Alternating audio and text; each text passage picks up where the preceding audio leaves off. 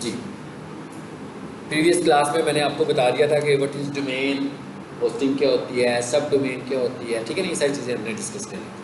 अब हम बात कर रहे हैं कि भाई ये मेरे पास एक वेबसाइट है, ये देखिए मैं लिखता हूँ प्रोफेशनल, वेबसाइट का नाम नहीं लिख रहा, कीवर्ड लिख रहा हूँ सपोज। तो यही काम हमने सीखना भी है कि हम कीवर्ड लिखें और हमारी वेबसाइट रैंक वेबसाइट नज़र आए। तो जैसे मैंने कीवर्ड लिखा प्रोफेशनल किचन इक्विपमेंट, तो वेबसाइट नज़र आ गई आपको एक खास किस्म की, वेबसाइट खुल गई है, इसको मैं क्लिक करता हूँ। इसी तरह हम लोगों ने भी वेबसाइट को रैंक करना है। अब एसईओ करने से पहले जो चीज़ ज़रूरी है वो क्या है? एसईओ करने से पहले जो ज़रूरी चीज़ है वो ये है कि आपको, मतलब मैं ये कह रहा हूँ कि वेबसाइट की एसईओ करनी है। तो जब हम एसईओ की बात करते हैं तो मैंने आपसे एसईओ की टाइप्स भी बताई थी आपको, है ना। तो मैंने कहा था भाई एसईओ में एक होती है हमारे पास ऑन साइट। अच्छा, ऑन साइट का क्या मतलब है कि वेबसाइट के ऊपर एसईओ करनी है, वेबसाइट की एसईओ करनी है, ठीक है ना। मतलब वेबसाइट की एसईओ जब करनी है तो इसका मतलब क्या हुआ कि वेबसाइट खोलनी पड़ेगी, और वेबसाइट की एसईओ करनी है तो मतलब क्या हुआ कि मुझे कुछ चेंजेस भी करनी पड़े। तो अगर मुझे वेबसाइट में चेंजेस करनी नहीं आती हैं तो इसका मतलब है मैं तो एसईओ भी नहीं कर पाऊंगा। इसलिए हमारा जो पहला टॉपिक है वो यही है कि अगर हमारे पास कोई एक वेबसाइट हो तो हमें, अच्छा अब एक और चीज़, हमने कतई तौर पर ये नहीं समझना कि हम कोई डेवलपमेंट वेबसाइट डेवलप करना सीखेंगे कि रॉ से डेवलप करना सीख लेंगे, बल्कि हमने एज ए यूज़र ये देखना है कि मेरे पास एक वेबसाइट जब आती है किसी की, तो मैं उसे खोल कर उसमें कहाँ जाकर चेंजेस करता हूँ एसईओ करने के लिए। वो चेंजेस करने में आपकी अथॉरिटी होनी चाहिए बस, कि आप कर सकते हो, आपको किसी की असिस्टेंस की ज़रूरत ना पड़े, यानी आपको किसी डेवलपर की हेल्प ना लेनी पड़े। तो अब अगर मैं इस वेबसाइट को देखूँ तो इसके टॉप पर देखें ज़रा, जहाँ पर मैं माउस इस वक्त ड्रैग कर रहा हूँ, तो यहाँ पर एक टर्म लिखी हुई आ रही है बेस्ट प्रोफेशनल किचन, साथ में एक छोटी सी तस्वीर नज़र आ रही है, उसके बाद ये एक लोगो नज़र आ रहा है, मेन्यू, हेडर, यहाँ पर सोशल मीडिया के बटन नज़र आ रहे हैं, एक तस्वीर नज़र, दो तस्वीरें नज़र आ रही हैं, इसको हम स्लाइडर बोलते हैं, ठीक है। अब ये कैसे लगा हुआ है, इसके पीछे एक स्क्रिप्टिंग हुई है। हमें एसईओ में स्क्रिप्ट का कोई काम नहीं है, यानी एसईओ में हमने स्क्रिप्टिंग को चेंज नहीं करना। इसका मतलब ये कि हमारा डिज़ाइन से कुछ लेना देना नहीं है। हाँ, अगर हमें ये लग रहा होगा कि एसईओ के पॉइंट ऑफ व्यू से, रैंकिंग के पॉइंट ऑफ व्यू से ये वेबसाइट का डिज़ाइन सपोर्टिव नहीं है, तो हम उस वेबसाइट के डेवलपर को कहलवाएंगे कि भाई इसके डिज़ाइन को इस तरह करें कि ये डिज़ाइन सपोर्टिव नहीं है, ठीक है। वो अभी देखेंगे कि क्या चीज़ है जिसको मैं कह रहा हूँ कि सपोर्टिव नहीं है, ठीक है।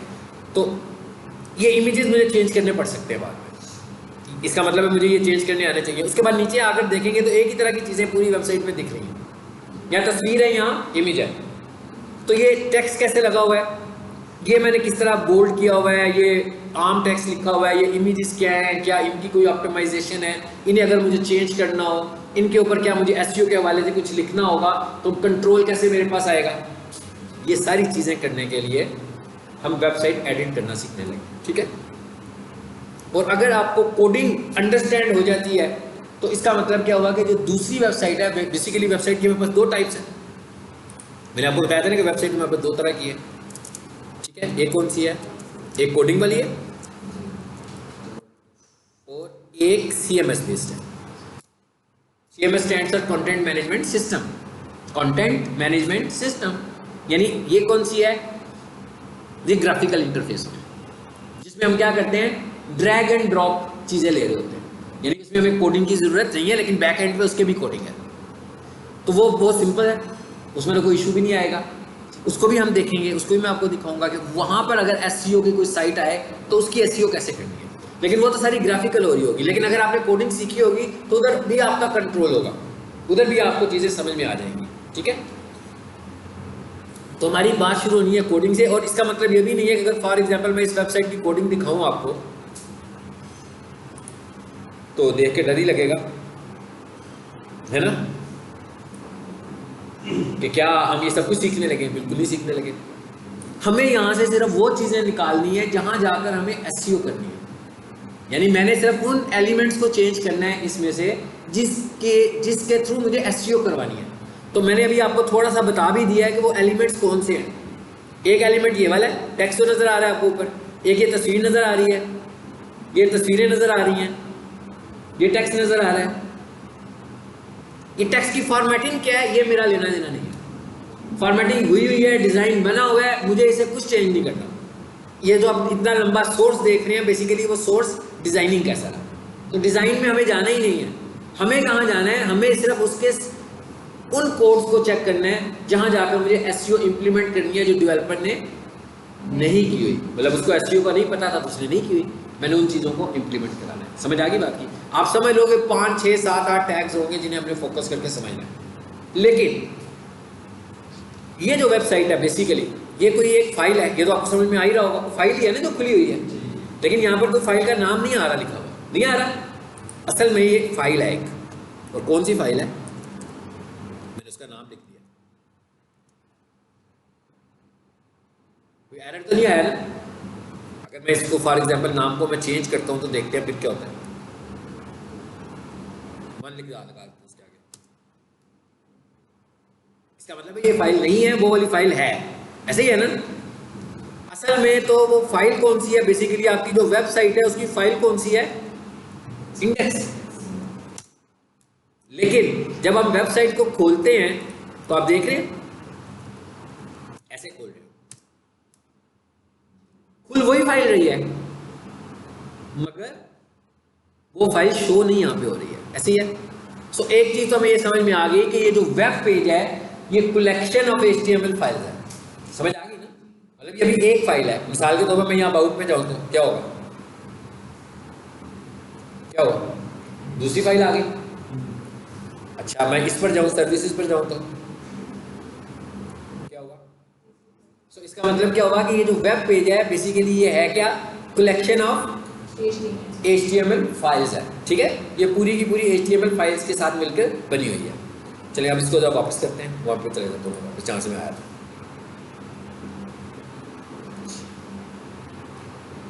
यानी हमें ये समझ में आया कि भाई पहले HTML फाइल बनानी सीख लेते हैं, क्योंकि अगर आपको HTML फाइल बनानी आएगी तो बात आगे बढ़ेगी।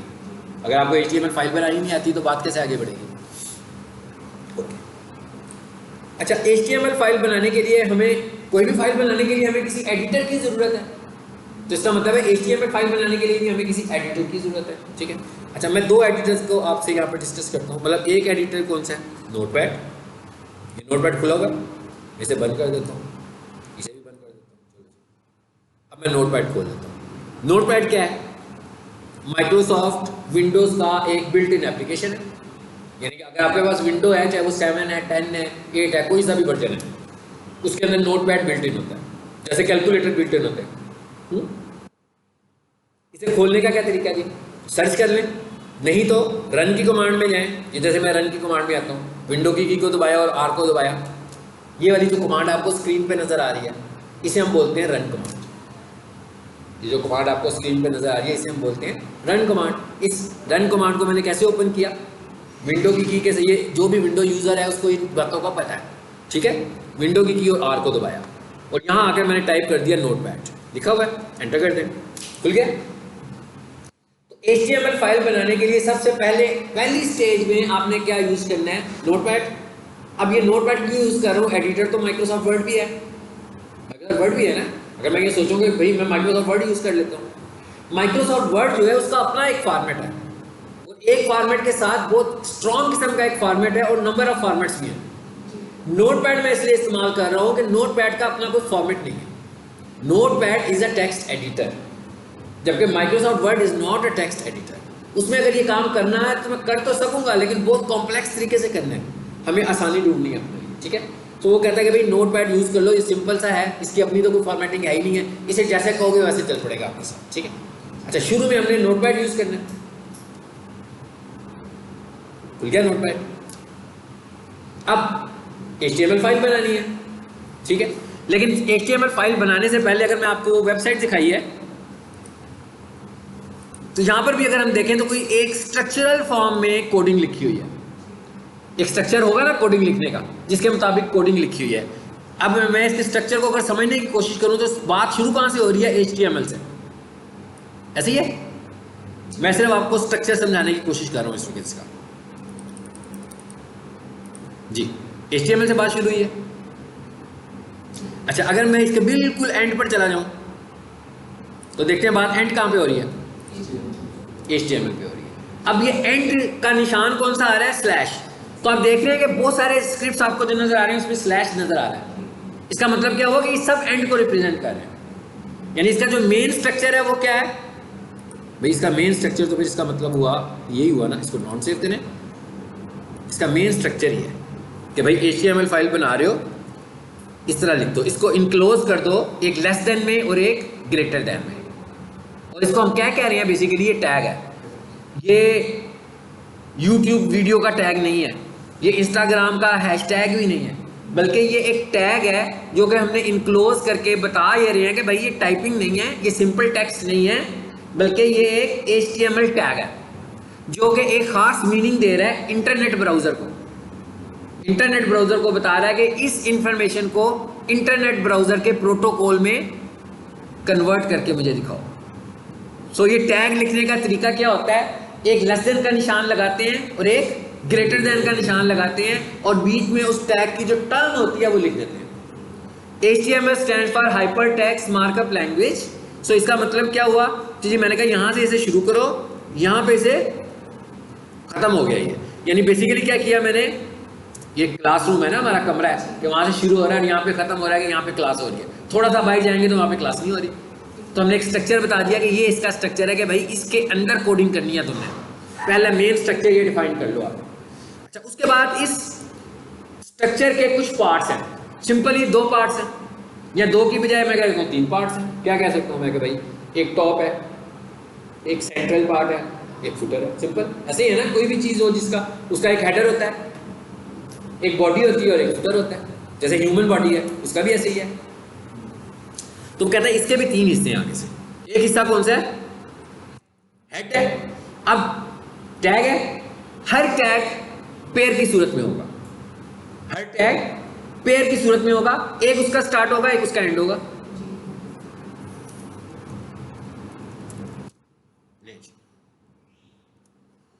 अब ये कौन सा पार्ट हो गया इसका? ये HTML फाइल का, HTML फाइल क्या है? वेब पेज है हमारा, ऐसे ही है ना। ये HTML फाइल का हेडर है। यहां पर क्या हो सकता है इसको भी थोड़ी देर में हम देखेंगे, लेकिन ये HTML फाइल का हेडर है।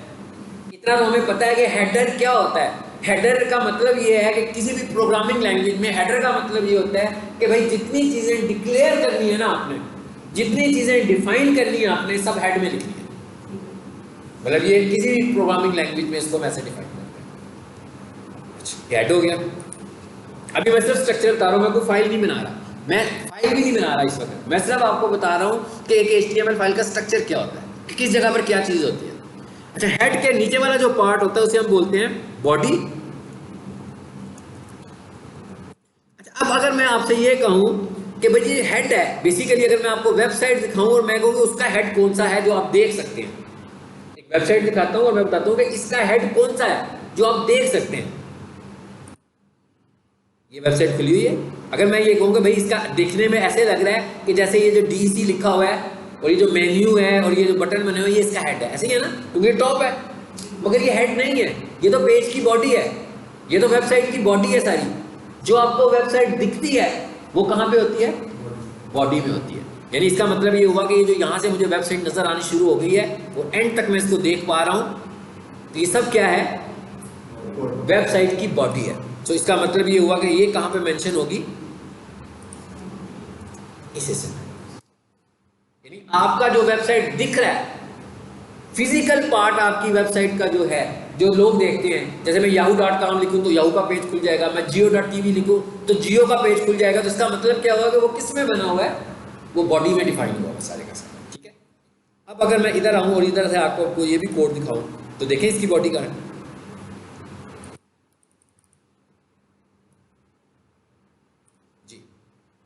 ये तो हेड आ गया जी। अब आएगा नीचे, ये देखिएगा पहले हेड कितना लंबा चौड़ा है। यहाँ से हेड शुरू हुआ,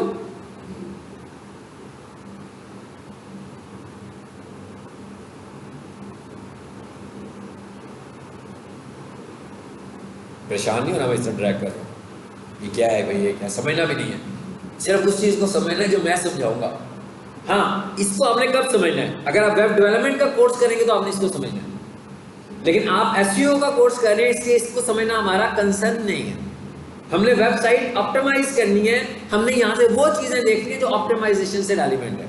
सिर्फ आपको दिखा रहा हूँ कि चल ही जा रहा है अभी तक, हेड ही चलता जा रहा है सारा। यहाँ पे आके हेड खत्म हो गया और आगे से बॉडी शुरू हो गई है, और ये कहाँ पे खत्म होगी? एंड पे जाके, वही पे खत्म होना चाहिए ना इसको। कंट्रोल F स्लैश बॉडी लिखे, वो देखें एंड पे आ गया। ये फाइंड की कमांड से मैंने सर्च कर लिया पोर्ट। अब हेड वाला पार्ट कौन सा है जो मैं दिखा रहा था आपको कि भाई जो हेड वाला हिस्सा है वो कहाँ पे नजर आ रहा है? ये तो कंफर्म हो गया कि वो यहाँ नहीं है, तो इसका मतलब है कहाँ है? इस वक्त में जो चीज़ आपको हेड में से अभी दिखा सकता हूँ वो सिर्फ ये चीज़ है। कौन सी वाली चीज़? दो चीज़ें नज़र आ रही हैं, एक वेबसाइट का टाइटल और एक वेबसाइट के ऊपर नज़र आने वाला आइकॉन। सिर्फ ये दो चीज़ें हैं जो हेड में बनाई हुई हैं हमने, बस, और कुछ अभी तक हेड में नहीं है। तो इसका मतलब क्या हुआ कि सबसे पहले हम यही सीख लेते हैं कि ये दो चीज़ें हेड में कैसे लिखते हैं। हम एक HTML फाइल बनाएंगे जिसमें हम टाइटल लिखना और ये आइकॉन लगाना सीखते हैं, ठीक है? आ जाते हैं वापस। अब ये कंफर्म बात होगी कि भाई जो वेबसाइट का टाइटल है वो बॉडी में तो नजर नहीं आता। टाइटल का मतलब ये नहीं है किसी चीज को मैंने बोल्ड किया तो वो टाइटल हो गया। टेक्निकल टर्म इस्तेमाल कर रहा हूँ, वेबसाइट का टाइटल जो ऊपर हेडर में नजर आ रहा होता है, ठीक है? जहां पर वेबसाइट का URL होता है उससे ऊपर वाला विंडो जिसे कहते हैं, जो टैब्स नजर आ रहे हैं ना, वहां पर जो टेक्स्ट लिखा हुआ है वो वेबसाइट का टाइटल है। तो इसके लिए हमारे पास टैग इस्तेमाल होता है, कौन सा? टाइटल का ही टैग है। अब हम यूज क्या कर रहे हैं? नोटपैड। ये याद रखें, नोटपैड क्या है? Text editor. HTML एडिटर तो है नहीं। इसका मतलब क्या हुआ कि अगर मैं कोई मिस्टेक करूंगा तो नोटपैड मुझे असिस्ट नहीं करेगा। ये करना चाहिए इसे? नहीं करना चाहिए ना, क्योंकि उसका तो काम ही नहीं है, उसको पता ही नहीं मैं क्या कर रहा हूँ। मैं तो खुद अपनी साइंस से इसको यूज कर रहा हूँ। इसका मतलब हुआ कि अगर आप यहाँ पर नोटपैड यूज करते हुए कोई मिस्टेक करेंगे तो आपने उसको खुद से चेक करना है कि मिस्टेक कहाँ पे है। हाँ, ये क्या करेगा? उसकी आउटपुट नहीं दिखाएगा, उसकी आउटपुट गलत तरीके से दिखा देगा आपको, लेकिन आपको बताएगा नहीं कि आप गलती क्या करें, क्योंकि ये HTML एडिटर नहीं है, ठीक है? सो हमने यहाँ पे आके लिखा जी हेड, और फिर क्या लिख दिया जी? टाइटल। और टाइटल का भी एंड होना चाहिए। और आप एक चीज नोट करते हैं कि मैं जब भी कुछ लिखता हूँ तो पहले स्टार्ट लगाता हूँ, फिर एंड लिखता हूँ, फिर बाद में जाके सोचता हूँ कि इसके बीच में मैंने क्या करना है। ये प्रोग्रामिंग स्ट्रेटेजी होती है कि प्रोग्रामिंग स्ट्रेटेजी में क्या होता है कि आप स्टार्ट और एंड पहले लिखते हो, ताकि आप ये ना हो कि आप कुछ काम कर रहे हो और एंड लगाना भूल जाए। तो पहले स्टार्ट करें, एंड लगाएं, और फिर उसके बीच में लिखें आपने उसके बीच में उसका कंटेंट क्या लिखा है, ठीक है? ये भी एक स्ट्रेटेजी होती है। अब इस वक्त अगर मैं देखें कि मैंने जितने अभी फिलहाल अभी तक मैंने कितने टैग्स इस्तेमाल किए, टोटल टैग्स कितने HTML टैग यूज किए? शाबाश। नंबर ऑफ टैग्स जी, number of tags 4। HTML, head, title and body. ठीक हो गया ना जी? समझ आ गई? यानी इस वक्त मैंने सिर्फ 4 टैग इस्तेमाल किए। टोटल नंबर ऑफ टैग्स मेरे कितने हैं? 4। लेकिन वैसे नजर आने वाले टैग आपको 8 है, इसलिए कि हर टैग का एक स्टार्ट है और एक एंड है, यानी हर टैग को मैं पेयर की सूरत में लिख रहा हूं, ठीक है? अच्छा, अब मैंने यहाँ टाइटल लिखा तो इसका मतलब क्या? बीच में कोई टाइटल भी तो होना चाहिए ना। टाइटल जो है ये बहुत बड़ा फैक्टर है SEO का, इसलिए हमें इसको देखना पड़ रहा है, ठीक है? इसको हम इसलिए नहीं देख रहे कि हमें वेबसाइट बनानी है, हम इसको इसलिए देख रहे हैं कि हमने बनी हुई वेबसाइट को रैंक करवाना है। तो टाइटल इसका बहुत मेन फैक्टर है। अभी मैं आपको बताऊंगा कि ये कैसे मेन फैक्टर है। और यहां अगर मैं लिख लेता हूं बेस्ट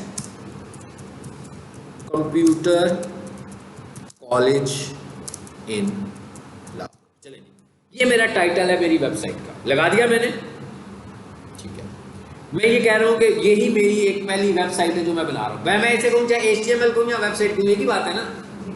तो वेबसाइट की तो कलेक्शन ऑफ HTML फाइल्स ही हैं, और वेबसाइट जब लोड होती है तो एक HTML फाइल खुलती है, लेकिन बाकी की सारी HTML फाइलें वहां पड़ी होती हैं।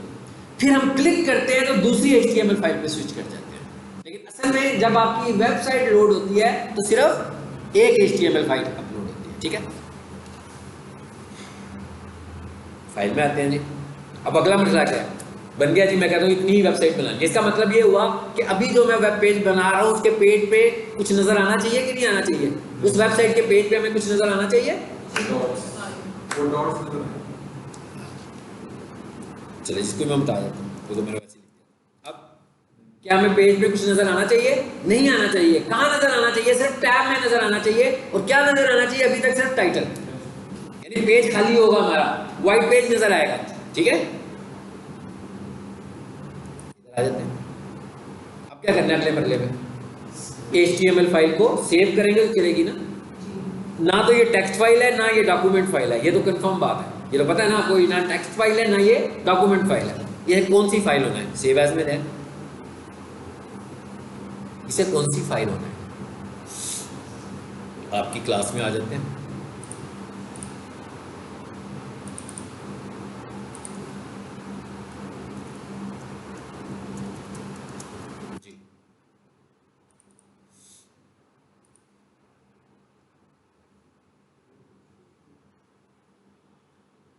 कौन सी फाइल होना है? इस फाइल की टाइप क्या होनी चाहिए? HTML होनी चाहिए। ठीक है, लेकिन नोटपैड हमें बाय डिफॉल्ट क्या बना के दे रहा है?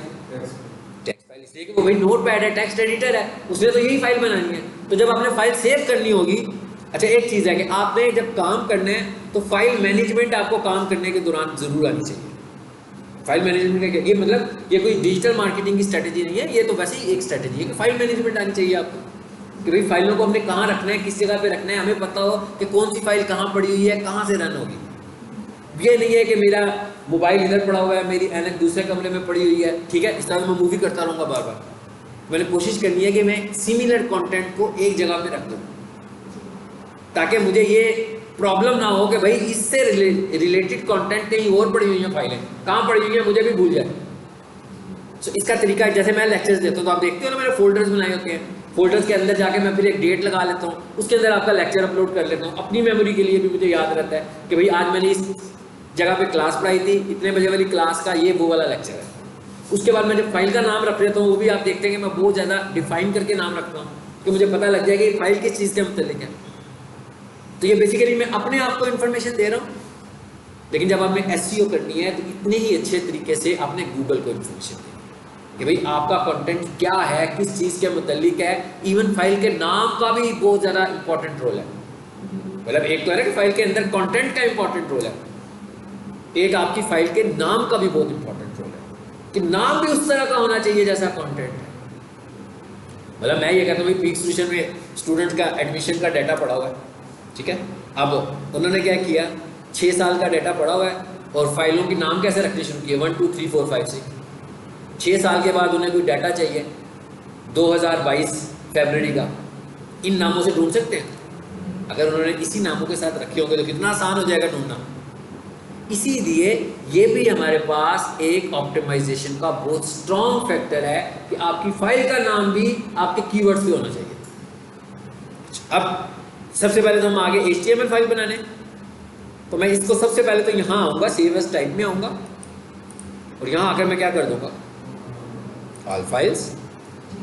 अब कंफर्म हो गया कि भाई अब मैं जो फाइल का नाम लिखूंगा वो टेक्स्ट फाइल तो नहीं होगी, क्योंकि मैंने सीखा ऑल फाइल। ऑल फाइल कहने का मेरा मतलब एक ये भी है कि मैं खुद ही टाइप बताना चाहता हूँ उसको, मैं खुद उसको टाइप बताना चाहता हूँ। मैं कहता हूँ मुझे ये टाइप नहीं चाहिए, मैं खुद बताता हूँ आपको कौन सी टाइप चाहिए।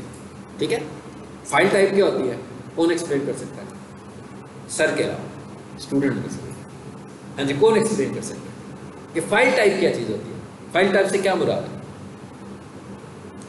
आप फाइलों को रिकग्नाइज कैसे, मुझे पता था कि नहीं बता पाएंगे आप, आपको पता सबको है लेकिन बता नहीं पाएंगे। फाइल टाइप है क्या चीज़ बेसिकली? भाई मेरे पास यार 6-7 फाइलें पड़ी हैं, मेरे कंप्यूटर में भी फाइलें पड़ी हैं। हाँ, कभी मैं माइक्रोसॉफ्ट वर्ड में फाइल बनाता हूँ, कभी मैं एक्सेल में फाइल बनाता हूँ। तो होता क्या है, फाइल बनाई, कभी मैं इमेजेस बनाता हूँ, ठीक है। तो होता क्या है, फाइलें जब मैं देख रहा होता हूँ तो एक पे W का आइकॉन आ जाता है ना, एक पे एक्सेल का आइकॉन आ जाता है, एक पे तस्वीर का आइकॉन आ जाता है। तो मुझे फौरन पता लग जाता है कि भाई ये फाइल की टाइप क्या है। फिर मैंने क्या किया, माइक्रोसॉफ्ट ऑफिस को कर दिया अनइंस्टॉल। अब आइकॉन आएगा? अब तो नहीं आइकॉन आएगा। अब मैं फाइल को कैसे रिकग्नाइज करूँगा? फाइल की डेफिनेशन क्या है? फाइल की डेफिनेशन ये है कि फाइल का नाम 2 हिस्सों पर मुश्तमिल होता है, एक उसका नाम होता है और एक उसकी एक्सटेंशन होती है। नाम में जितने मर्जी कैरेक्टर्स रख लें, एक्सटेंशन 3 से 4 कैरेक्टर्स की होती है। वो जो एक्सटेंशन है वो डिफाइन कर रही होती है कि ये आपकी फाइल किस चीज़ के मुतालिक है।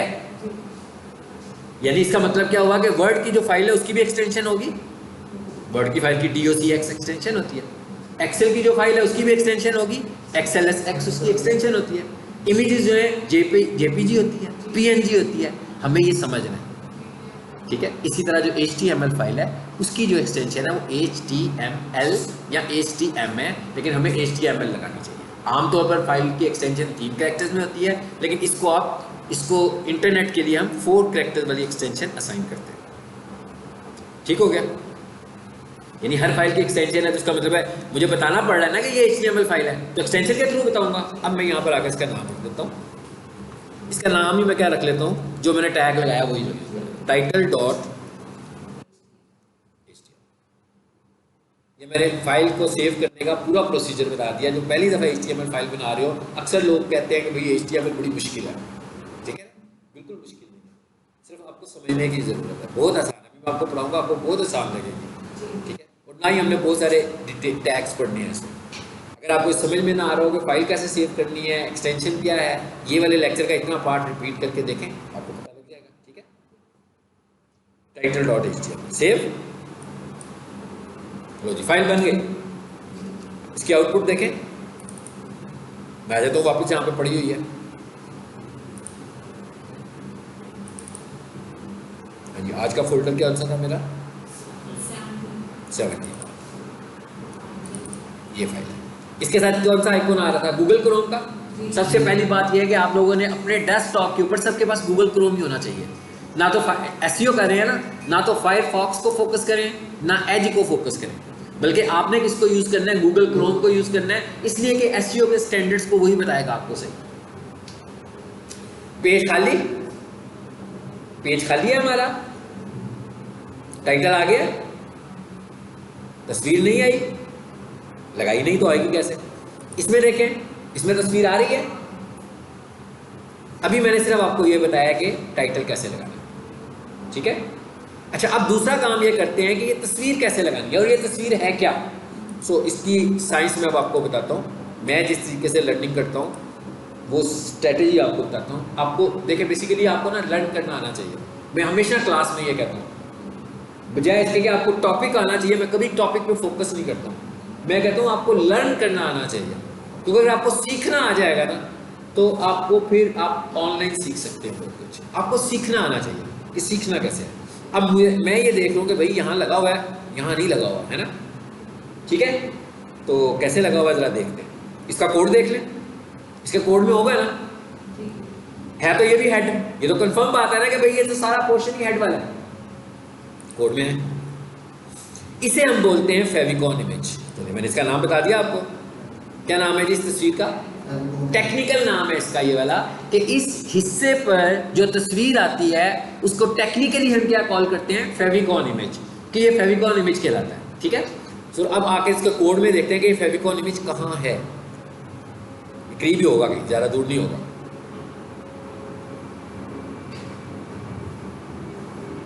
आ गया नजर,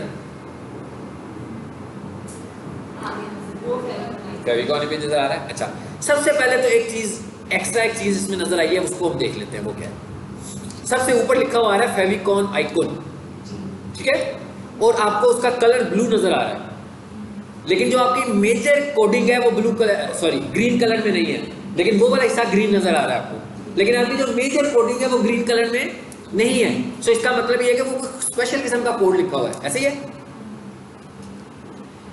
इसको हम कह रहे हैं कि ये जो कोडिंग की है हमने, ये हमने कमेंट लिखा हुआ है। कमेंट का क्या मतलब है, यानी आप अपनी कोडिंग में से अगर कुछ हिस्सा बताना चाहते हैं कि ये आपके फाइल का हिस्सा नहीं है, ऐसे ही है ना, जैसे मैं किसी को फाइल भेजूं और उसके ऊपर एक चिट लगा दूं कि जनाब ये वाली जो फाइल है ना, ये जनवरी 2023 की फाइल है। अब वो चीज़, वो कंटेंट तो नहीं है ना, वो तो एक नोट है। जैसे अगर आप किसी चीज़ के साथ कोई नोट लिखना चाहते हैं, कोई कमेंट लिखना चाहते हैं, कुछ रिमार्क करना चाहते हैं, तो वो पार्ट आपका कोडिंग का तो नहीं है। यानी इस इतनी लाइन का, जहाँ लिखा है ना फेविकॉन आइकॉन, इतनी लाइन का इस चीज़ से कोई ताल्लुक नहीं है कि ये वेब पेज कैसे दिखेगा। इसका किससे ताल्लुक है? इसका ताल्लुक इस बात से है कि मैंने अपनी मेमोरी के लिए कोई एक नोट लिख लिया। यानी अगर आप कोई चीज नोट के तौर पर लिखना चाहते हैं तो वो ग्रीन कलर में नजर आ रही है। अब हम ये बात हमने HTML फाइल को कैसे बताई है कि ये नोट है जी, ये बताने का तरीका क्या है पहले यही बता देते हैं। इसके पहले मैं इतना हिस्सा कॉपी करता हूँ, Ctrl+C, और अपनी नोटपैड में आता हूँ।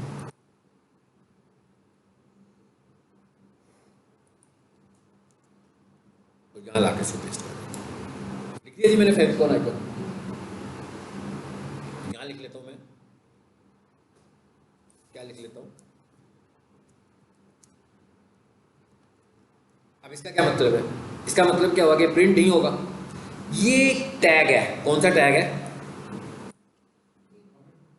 कमेंट का टैग है ये वाला, less than sign of exclamation dash dash.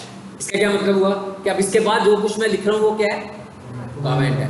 और जब तक मैं इसे क्लोज नहीं कर दूंगा सब कुछ कमेंट है। जब तक मैं इसे क्लोज नहीं कर दूंगा सब कुछ कमेंट है। समझ आ गई बात? इसे क्लोज कैसे किया फिर मैंने आगे? अब मैंने ये अपने लिए एक नोट लिखा कि भाई ये जो नीचे लिखा हुआ ना ये मेरी वेबसाइट का टाइटल है, और इसको मैंने शुरू कैसे किया?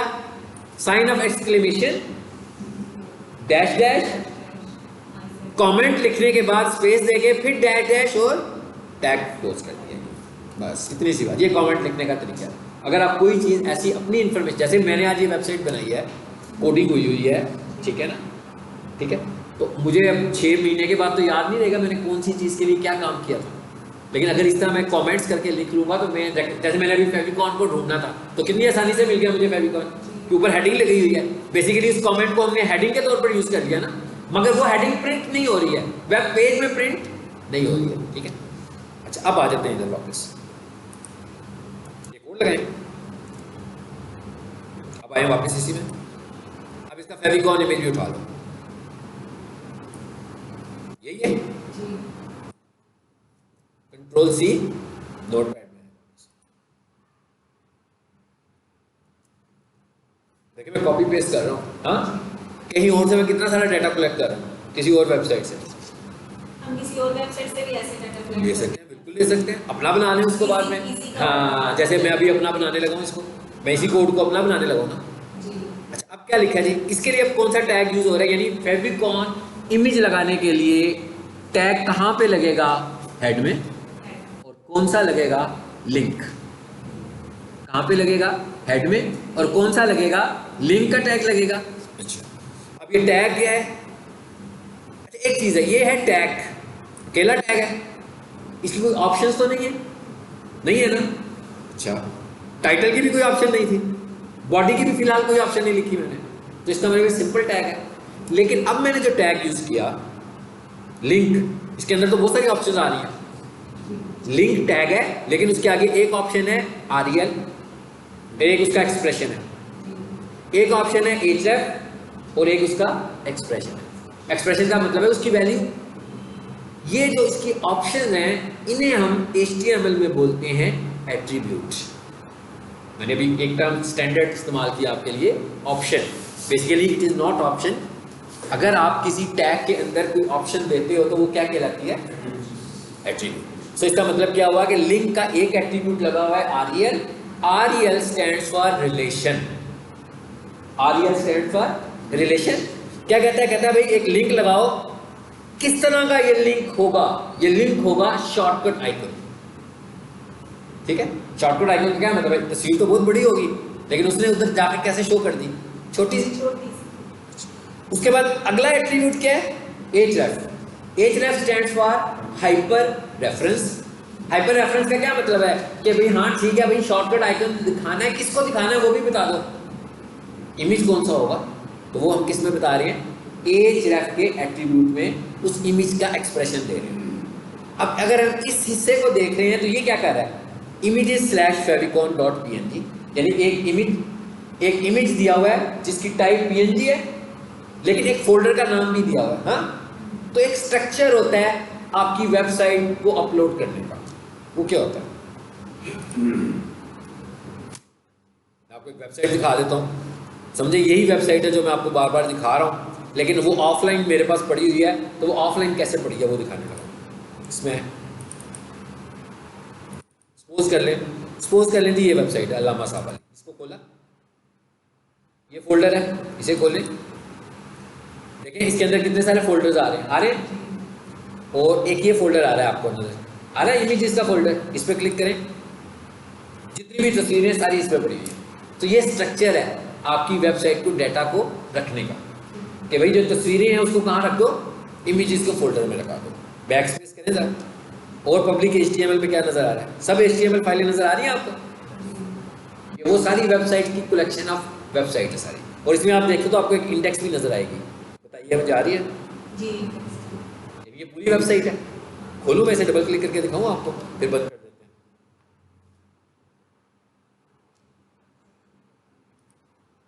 आ गई, चलिए इसे बंद कर, वापस आ जाते हैं अपने टॉपिक।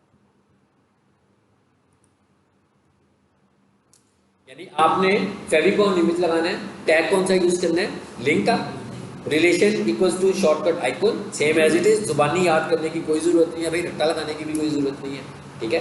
कोड पड़ा हुआ है आपके पास, किसी भी वेबसाइट में देखें जिसमें भी फेविकॉन लगा होगा वहां से भी उठा सकते हैं, लिख के रख लें किसी जगह पर, ठीक है, कॉपी पेस्ट हो गया सीधा सीधा।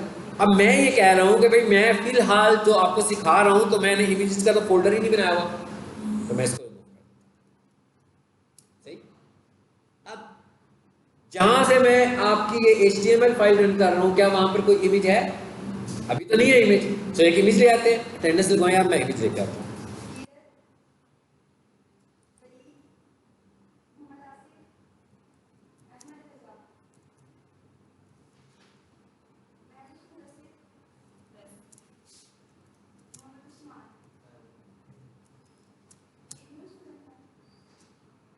जी हाँ, ये 1-2 दिन से आ रहे हैं। क्या नाम है बेटा आपका?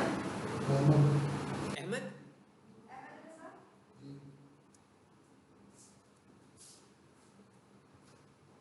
लो जी, इमेजेस पे क्लिक करें, मैं इनमें से कोई तस्वीर लगाना चाह रहा हूँ, ठीक है, तो मैंने ऑनलाइन तस्वीर ले ली, तो भाई मैं इनमें से कोई तस्वीर लगाऊंगा, फॉर एग्जाम्पल ये लगा लेते हैं, इसको क्लिक करें,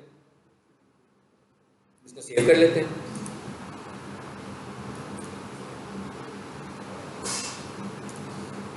कह रहा है ये JPG है, मैं रेकमेंड करता हूँ कि आपने कौन सी लगानी है, PNG, सो मैं कहता हूँ भाई ढूंढो ही PNG इसको, ठीक है। अब मैंने PNG लिखा है, अब देखते हैं ये कौन सी है, आगे PNG, इसको हम आपके ही फोल्डर में रख देते हैं।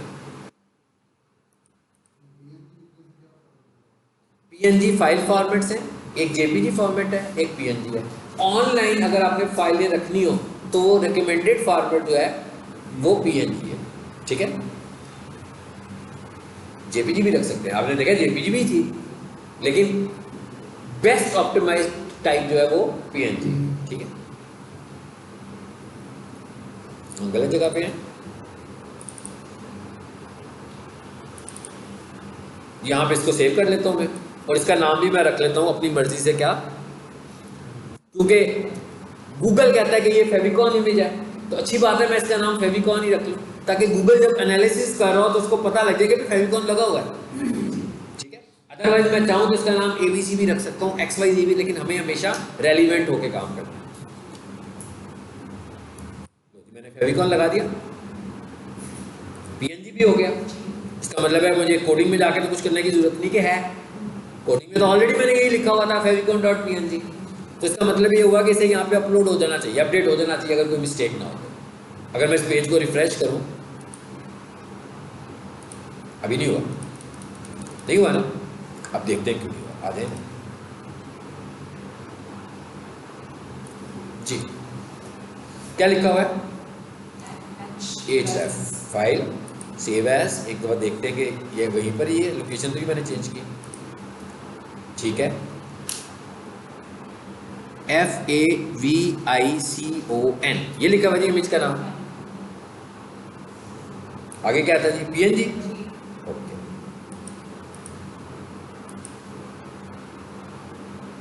इसमें है, इसको मैं एक लाइन में कर लूँ। अब मैंने 2 लाइनों में इसलिए किया था समझने के लिए। अच्छा, आपने जब भी 2 लाइनों में करना हो तो पूरा एट्रीब्यूट करना है 2 लाइनों में, बीच में से नहीं करना। मतलब एक एट्रीब्यूट है, एक उसका एक्सप्रेशन है। तो अगर आपने रीडिंग करने के लिए 2 लाइनों में करना हो तो एट्रीब्यूट विद एक्सप्रेशन दूसरी लाइन में पूरे का पूरा लेकर जाना है। अच्छा जी, यहाँ पर क्या लिखा हुआ जी? फेविकॉल PNG। जरा देखते हैं कि ये इशू तो नहीं किया उसने।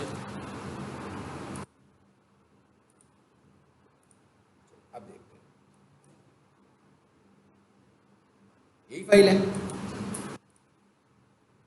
यही मसला किया उसने। अब ये मसला क्यों हुआ? ये मसला आमतौर पर नहीं आएगा। मतलब अगर उसने स्मॉल लेटर्स में लिखा होता तो ये इशू ना आता। वैसे आमतौर पर तो कैप्स लॉक ऑफ ही होता है ना जब आप फाइलें बना रहे होते हैं, लेकिन ये फाइल जब सर्वर पर सेव हुई हुई है जाकर तो कैपिटल लेटर्स में सेव हुई हुई है, तो इस वजह से मुझे वहां पर कैपिटल लेटर्स में करना पड़ा। अदरवाइज तो आपने देखा कि जो फाइल हम वेबसाइट से उठाकर लाए वो स्मॉल लेटर्स में थी। और एक और चीज़ याद रखें कि आपने कैपिटल लेटर्स नेमिंग में इस्तेमाल ही नहीं करना। आपने अपनी फाइलों के नाम हमेशा स्मॉल लेटर्स के साथ लिखने हैं, ठीक है, लोअर ABC के साथ लिखने हैं। हो गया जी, ये 2 काम हो गए हमारे। HTML फाइल भी बना ली, टाइटल भी लिख लिया। अच्छा, अब जरा थोड़ी सी टाइटल की इंपॉर्टेंस को भी देखते हैं और ये देखते हैं कि हेड में और क्या होता है, जो आपके काम का है वो क्या होता है। उसके अलावा कुछ आएगा तो जैसे जैसे आगे आएगा हम डिस्कस करेंगे, लेकिन अभी जो मोटा मोटा आपके काम की चीज़ है ना हेड में, वो क्या है।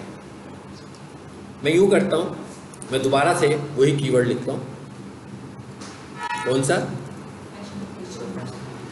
और देखेंगे कि रिजल्ट्स क्या आ रहे हैं। मैं वेबसाइट नहीं खोलने लगा, इस दफ़ा मैं सिर्फ रिजल्ट्स देखने लगा।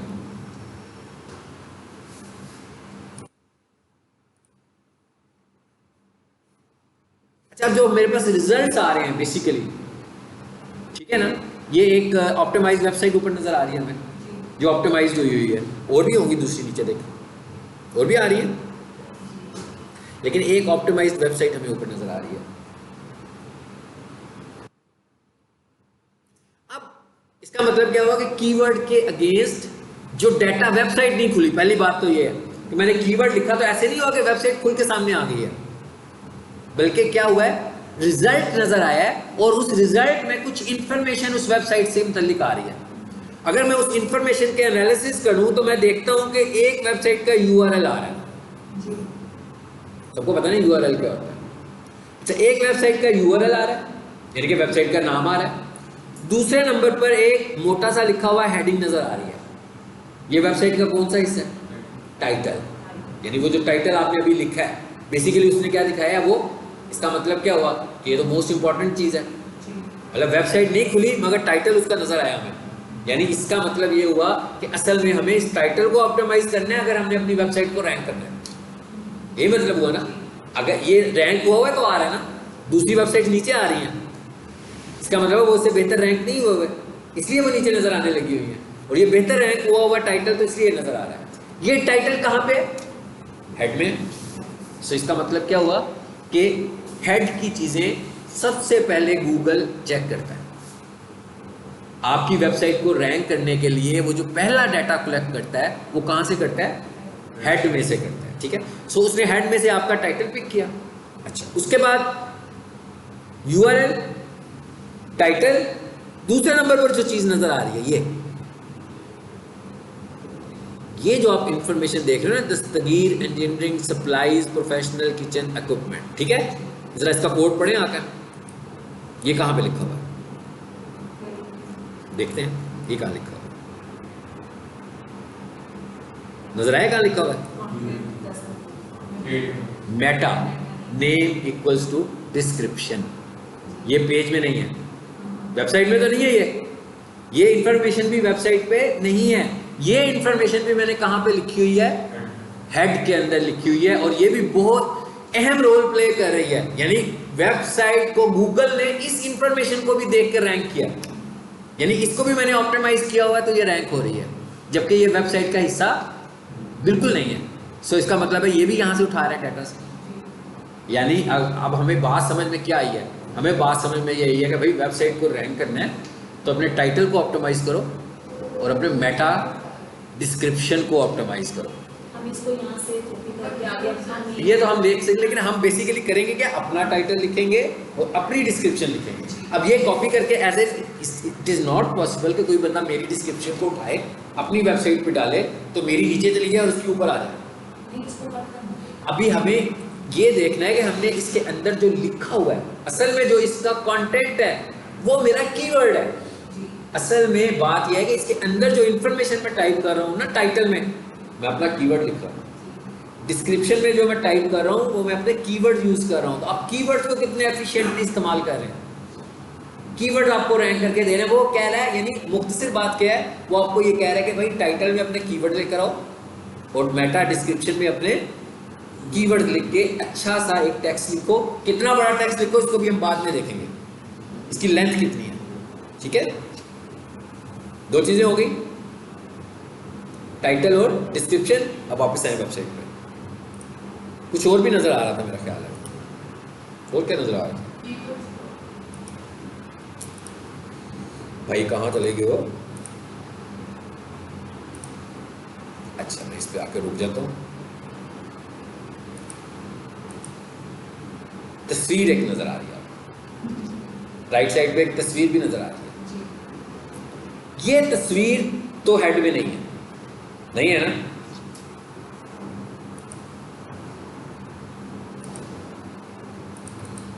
इस तस्वीर को पहचाने जरा, ये कहां से आ रही है?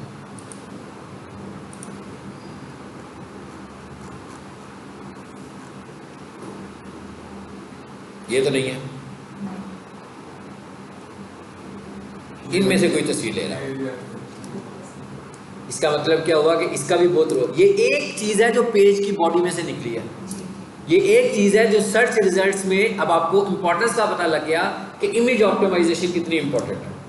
यानी इसका मतलब क्या हुआ कि ये इमेज ऑप्टिमाइज्ड हुआ है तो इसने गूगल में दिखाया हमें। तो ये चीज़ क्या है, ये इमेज ऑप्टिमाइजेशन है।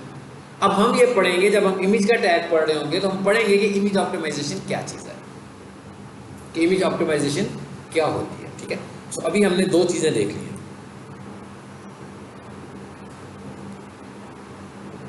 वापिस आ जाए नोटपैड में।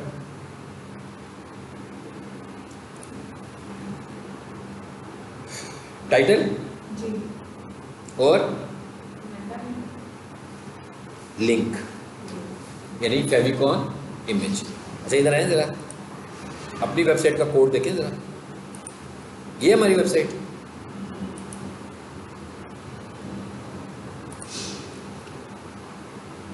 ग्रीन हो गया हमारा भी।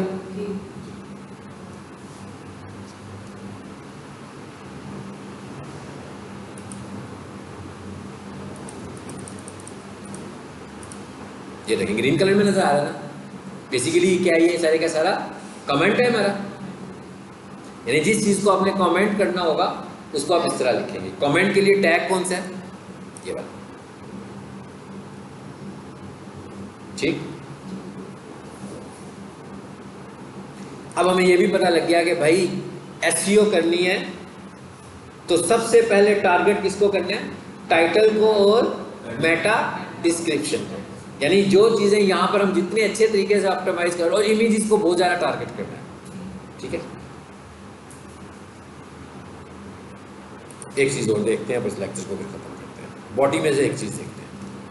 माइक्रोसॉफ्ट वर्ड यूज़ करते हैं ना, तो उसके अंदर हमारे पास कुछ हेडिंग स्टाइल्स हैं, होते हैं H1 से लेकर H6 तक। यूज़ किए कभी के नहीं किए?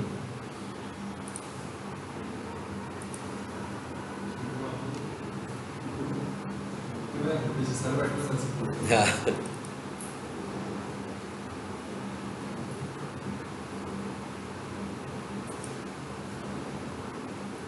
जी सर, यहाँ होते हैं, कहाँ होते हैं?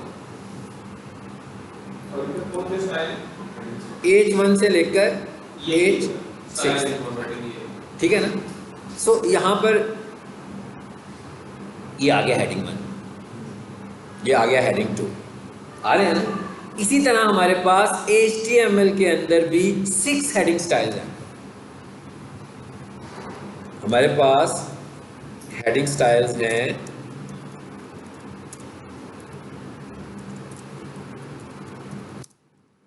कितने हैं जी?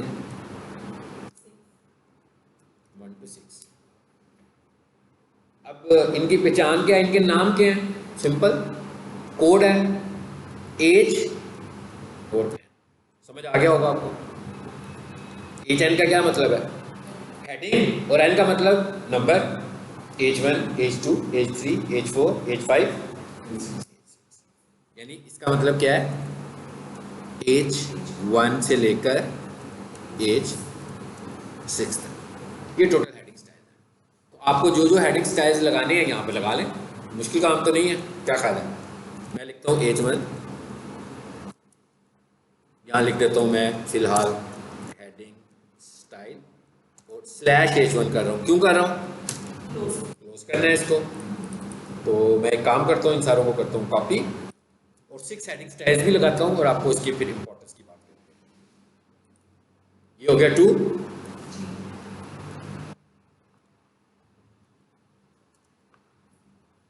मैं कहा थोड़ा सा ज़्यादा पढ़ा लेते हैं ताकि वो जो पीछे 2 क्लासेस हमारी नहीं हुई कवर हो गया। जी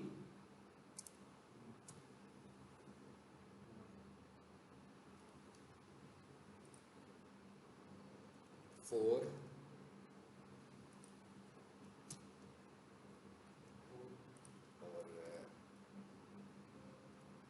मैं क्यों लगा रहा हूँ भला, इसलिए कि आपको इनका फर्क नजर आए। बेसिकली इन स्टाइल्स में फर्क क्या है।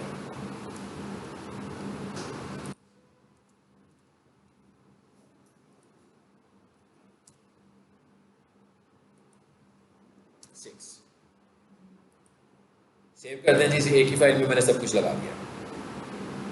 इसको भी रिफ्रेश कर लें दोबारा से, ये थी हमारी फाइल। फर्क पता लग गया, नीचे आकर देखें। की फैक्टर है एसईओ का एक और, मतलब ये सब चीजें हम सिर्फ इसलिए पढ़ रहे हैं, इसलिए नहीं पढ़े कि हमें वेबसाइट बनानी है, इसलिए पढ़ रहे हैं कि हमारे पास जो वेबसाइट एसईओ के लिए आई हुई है, हमने इन चीजों को चेक करना है। अब इनको मैंने जैसे इस्तेमाल किया है, गूगल भी यही कहता है इसकी हायरार्की भी ऐसे होनी चाहिए। कैसे होनी चाहिए, 1 से 6 की तरफ। मतलब ऐसे नहीं करना आपने कि ऊपर हेडिंग 6 लगा दिया, नीचे हेडिंग 2 लगा दिया, फिर हेडिंग 1 लगा दी। वो कहता है आपको इसी हायरार्की के मुताबिक यूज करना है 1 to 6 की तरफ। इसका मतलब क्या है कि ये इसकी मेन टाइप है, तो ये इसकी सब टाइप्स हैं, दिख रही हो। अगर हम ऐसा नहीं करते तो इसका मतलब क्या हुआ कि हम वायलेंस कर रहे हैं, हम गलत इस्तेमाल कर रहे हैं हेडिंग्स का। अगर हम हेडिंग्स का गलत इस्तेमाल कर रहे हैं तो इसका मतलब है हम एसईओ का स्कोर तो नहीं बढ़ा सकते अपना। और अगर हम इस्तेमाल ही नहीं कर रहे, मतलब ये भी तो हो सकता है कि भाई एक वेबसाइट बनी उसने इस्तेमाल ही नहीं किया, तो इसका मतलब क्या हुआ कि एक बहुत बड़ा फैक्टर उसने मिस कर दिया। बहुत बड़ा फैक्टर मिस करने का मतलब क्या हुआ कि वो तो रैंक नहीं करेगा। अच्छा, एक बंदा इस्तेमाल कर रहा है, अब इसका मतलब क्या हुआ, वो कहता है कि मैं हेडिंग स्टाइल्स को देखूंगा। ये बात तो आपको समझ में आ गई है कि गूगल कहता है मैंने हेडिंग स्टाइल्स को भी देखना है। अब अगर आप इस वेबसाइट पर आकर देखें, ये प्रोफेशनल किचन इक्विपमेंट नजर आ रहा है आपको लिखा हुआ, बेसिकली ये हेडिंग स्टाइल है, लेकिन आप देख रहे हैं इसमें मैंने टेक्स्ट क्या लिखा हुआ है। आपने कुछ नोट किया, कुछ टेक्स्ट मैंने कॉमन दिखाया आपको भी। प्रोफेशनल किचन इक्विपमेंट यहाँ भी है, टाइटल में भी था, डिस्क्रिप्शन में भी था। इसका मतलब क्या है, ये मेरा कीवर्ड है। वो ये कहता है कि भाई हेडिंग स्टाइल्स में अपने कीवर्ड लेकर आने हैं। अब फॉर एग्जांपल मैं यहाँ पर ये ना लिखता, मैं इस पहली लाइन में क्या लिखता जो आमतौर पर वेबसाइट्स में लिखा होता है, जो ऑप्टिमाइज नहीं होती, मैं लिखूँ वेलकम टू दस्तगीर इंजीनियरिंग। ठीक है, इसका मतलब क्या हुआ कि मैंने तो हेडिंग 1 को किल कर दिया, ज़ाया कर दिया मैंने हेडिंग 1 को। इस मकसद के लिए हेडिंग 1 नहीं था, किसी को वेलकम करने की ज़रूरत नहीं है यहाँ पर। ठीक है, मतलब किसी बंदे को वेलकम करने की, हाँ अगर वेलकम करने की ज़रूरत किसी पैराग्राफ में कर लें नीचे जाकर, लेकिन आप इतनी अहम बात करने के लिए आपको कीवर्ड यूज़ करना है। यानी अगर आप H1 यूज़ कर रहे हैं तो आपने यहाँ पर कीवर्ड बताना है अपना, वो वर्ड बताना है जिसकी बेस पर आप अपनी वेबसाइट को रैंक करने जा रहे हैं। समझ आई बात? ये एक और अहम फैक्टर है, ये वजह है जिसकी वजह से ये वेबसाइट प्रोफेशनल किचन पे रैंक कर रही है कि आपका टैग टाइटल में भी है, आपका कीवर्ड टाइटल में भी है, आपका कीवर्ड डिस्क्रिप्शन में भी है, आपका वही वाला कीवर्ड जो है वो हेडिंग 1 में भी है और आपका वही वाला कीवर्ड पैराग्राफ में भी, पैराग्राफ में भी नजर आ गया ना वही वर्ड। अब आपको लग रहा है कि ये भी ये H1 लगा हुआ है कि कोई H5 6 लगा होगा, क्या ख्याल है? अच्छा, अब हेडिंग स्टाइल, हेडिंग क्या है? हेडिंग है ना वो हमारी। अब एक पैराग्राफ कंटेंट है और एक हेडिंग कंटेंट है, आपको लगता है ये दोनों अलग हैं? एक पैराग्राफ कंटेंट और एक हेडिंग कंटेंट, ये एक कंटेंट हो सकते हैं दोनों? इसका मतलब ये है कि जो अंदर मैंने हाईलाइट किया हुआ है ये हेडिंग नहीं है, ना ये H1 है ना इवन ये H6 है। और अगर मैं यहाँ पर H6 इस्तेमाल करूँगा या H2 इस्तेमाल करूँगा तो इसका मतलब है मैं गलत कर रहा हूँ, मैं रैंक नहीं करवाना चाहता। मैं तो कह रहा हूँ ये पैराग्राफ है, लेकिन बात साथ में मैं स्ट्रक्चरल फॉर्म में ये भी इसे बता रहा हूँ कि ये हेडिंग है, मैं उसको साथ में ये भी बताना चाह रहा हूँ कि ये सब हेडिंग है, हालांकि ये सब हेडिंग नहीं है, ये तो पैराग्राफ है। सो पैराग्राफ में अगर आपने टेक्स्ट को हाईलाइट करना है तो हमें कोई और टैग चाहिए, हमें हेडिंग का टैग सिर्फ हेडर के तौर पर चाहिए। किसी कंटेंट का जो हेडर है ना, ये बेसिकली ये कंटेंट का हेडर है, इस हेडर के लिए मुझे हेडिंग की जरूरत है। लेकिन अगर मैंने एक पैराग्राफ लिखा हुआ है जो 50 वर्ड्स पर है या 100 वर्ड्स पर है, उसके अंदर जिस चीज को मैं हाईलाइट, मुझे ये नहीं समझना कि ये जो हेडिंग है ये मार्कर है, मुझे ये मार्कर तो है ही है लेकिन बेसिकली ये हेडर भी है, तो इसको मुझे सिर्फ हेडर के तौर पर इस्तेमाल करना है, हाईलाइट करने, मार्कर के तौर पर इस्तेमाल, मार्कर इंक के तौर पर इस्तेमाल नहीं करना, क्योंकि मार्कर इंक के लिए मेरे पास और बहुत सारी चीजें होंगी जो पैराग्राफ में लिखे हुए टेक्स्ट के लिए मुझे बाद में बताएगा कैसे यूज करें। ठीक हो गया? चलो, तो आज मैंने आपको 2-3 टैग्स बता दिए, हाँ? हेड, टाइटल, फेविकॉन के लिए लिंक का टैग बताया और हेडिंग स्टाइल्स बताए हैं, ठीक है ना? इसका मतलब क्या हुआ कि हेडिंग स्टाइल्स हैं क्या? मतलब मैं अपनी वेबसाइट का जब कंटेंट लिख रहा हूँगा तो मैंने क्या करना है, अपने कंटेंट को डिवाइड कर लेना है हेडिंग्स में। जब मुझे अपने मतलब मैंने एक कंटेंट लिखना है 3 पैराग्राफ की सूरत में, तो जो 3 पैराग्राफ्स हैं तो मैं चाहूँगा कि उनके ऊपर एक एक हेडिंग लग जाए। वो जो हेडिंग होगी वो हेडिंग स्टाइल से आएगी और असल में उस हेडिंग में मेरे कीवर्ड्स होने चाहिए। ठीक है, एक और छोटी सी बात आपको साथ बता देता हूँ कि आपका जो कीवर्ड है, अब कीवर्ड क्या है, अब आपको इससे अंदाज़ा हुआ होगा कि मैं आपको फोर्स कर रहा हूँ कि भाई कीवर्ड को बार बार यूज़ करें, कर रहा हूँ ना फोर्स, लेकिन मैं आपको फोर्स नहीं कर रहा हूँ कीवर्ड बार बार यूज़ करने के लिए। क्या? इसलिए कि कीवर्ड को अगर हम बार बार यूज़ करेंगे तो कीवर्ड स्टफिंग हो जाएगी। कीवर्ड की एक स्पेसिफिक लेंथ है जो गूगल हमें कहता है कि भाई इससे ज़्यादा कीवर्ड यूज़ नहीं करना, और वो कहता है बिटवीन 1 to 2%। बहुत जोर लगाना है तो 2.5%, 2.5 to 3% बस ऑफ कंटेंट। मतलब मेरा कंटेंट 500 वर्ड्स का है तो वो कहता है भाई 2%, यानी 100 वर्ड्स लिखे हुए हैं तो 1% रिकमेंड कर रहे हैं, 2% रिकमेंड कर रहा है तो 2 वर्ड्स, मतलब 100 वर्ड्स में से आपके कीवर्ड्स बीच में कितने आएंगे? सिर्फ 2 आने चाहिए। यानी वो क्या कहता है? 2%। यानी आइडियल रेशो 2%, बढ़ाना चाह रहे हैं तो 2 to 3%। और कंटेंट की अहमियत बहुत ज़्यादा है, कंटेंट की यूनिकनेस बहुत ज़्यादा है।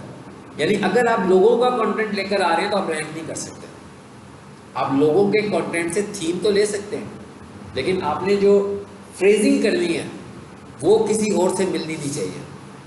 ये सबसे पहला फैक्टर है आपकी वेबसाइट के रैंक होने का, कि आपने किसी और की टेम्पलेट यूज कर रहे हैं ना जी, लेकिन किसी और का कंटेंट यूज नहीं करना। यानी ये नहीं है कि एक किचन की वेबसाइट देखी, उधर से मुझे 4 पैराग्राफ अच्छे लगे, मैंने उठाए पेस्ट कर दिया अपनी वेबसाइट के, मुझे उसकी तस्वीर अच्छी लगी, उठाई और पेस्ट कर दी अपनी वेबसाइट पे, तो मैं रैंक नहीं करूँगा। मुझे नया इमेज डिज़ाइन करवाना है, रीडिज़ाइन करवाऊँगा, मुझे नया कंटेंट लिखना है, मुझे किसी और का कंटेंट यूज़ नहीं करना। ठीक है, समझ आ गई बात? ये अभी आपको आज मैंने कुछ थोड़े से एसईओ फैक्टर्स भी साथ बताए हैं कि जो जो चीज़ें हम पढ़ रहे हैं वो एसईओ फैक्टर्स के साथ कैसे अटैच है। ठीक है, जैसे वो जो डिस्क्रिप्शन होती है